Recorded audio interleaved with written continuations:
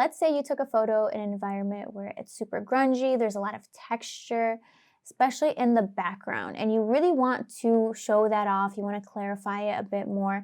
I'll show you how to do that with Luminar. So I took this photo with two colored lights against this textured brick wall. I really want to enhance it in this photo especially. So we're going to go to templates, and then we're going over to Blockbuster. And there's a template in specific that I want to use for this. It's called Beyond the Wall. And it kind of mutes all the tones. You can still see the color, but it's a little bit more subtle, which I like. Now that we've done that, we're going to go to Edit.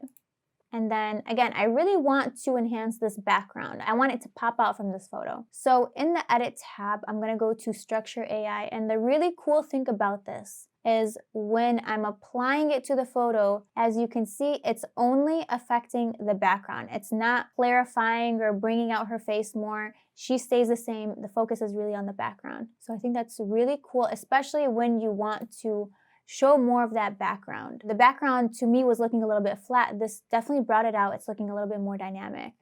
So now that we've gotten the background taken care of, we're going to go to the Pro tab here and then go to Color Harmony. In Color Harmony, we're going to decrease the brilliance just a little bit more.